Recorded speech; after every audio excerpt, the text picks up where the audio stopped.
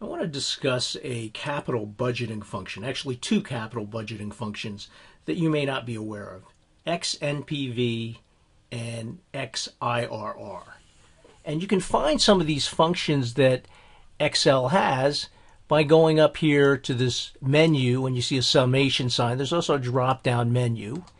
And if you click it, it gives you some of the common ones people use, sum, average. But you can also click on more functions. And when you click that on, it'll give you a bunch of different ones you can use, math and trig. We're interested in the financial functions. And if you scroll down here, you'll see there's an XIRR function and an XNPV function. Now, if you wanted to know more about it, you can click this help on this function. You can also click OK, and it'll tell you what to put in here.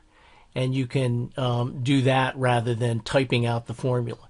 But if you click on help on this function, it will give you a description of the function. It'll give you the formula here. Now, this is kind of small to read, so I duplicated it over here. All right. The XNPV function is calculating net present value when the dates you receive the cash flow are not uniformly spaced. Normally when we calculate NPV, we say, today we spent $50,000 and then 1 year from today we get a $10,000 cash flow, and year two years from today we get a $10,000 cash flow. So everything's spaced out evenly. But what if they aren't? In this case, I have the cost being incurred on January 1st of 2015, but then in March of that same year, you get a $10,000 cash flow. In February of the following year, you get a $10,000 cash flow. In May of 2016, you get another $10,000, etc. So these are not evenly spaced apart. So we can't use NPV. But we can use XNPV. And here's the formula.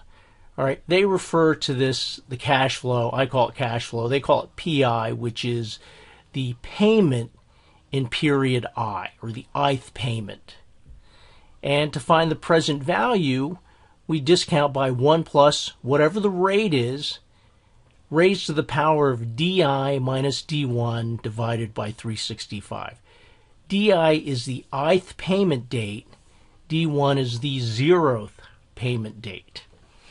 So this first cash flow would be D1 minus D1. This would be 0 up here, so it would not discount it. So actually, what's good about this function is that it actually calculates NPV. Let's take a look here at calculating the regular NPV and then using XNPV. When you use NPV, it's assuming that these cash flows are, again, evenly spaced. 1 year from now, 2 years, 3 years. And you may be aware that the NPV function doesn't actually calculate NPV. It calculates the present value of the future cash flows, but it starts discounting with the first cash flow you put in.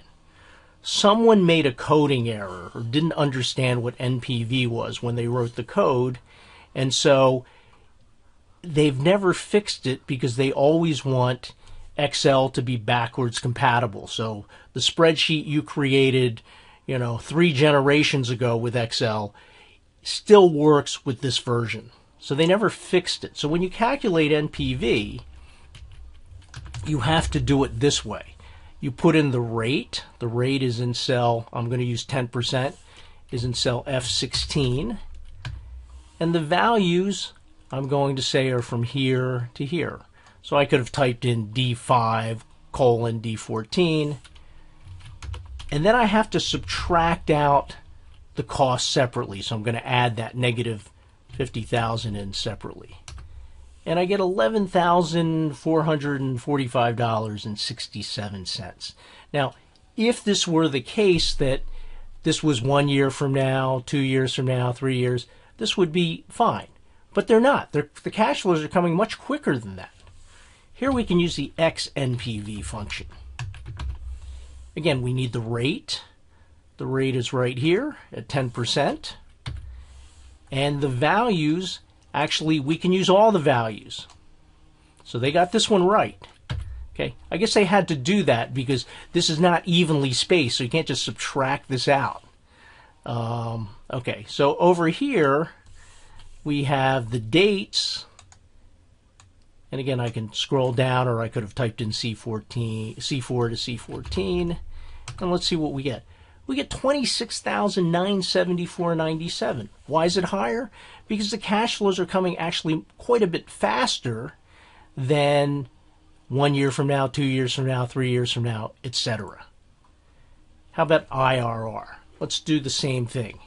If we calculate IRR, what we get is, again, it assumes that these are spaced a year apart.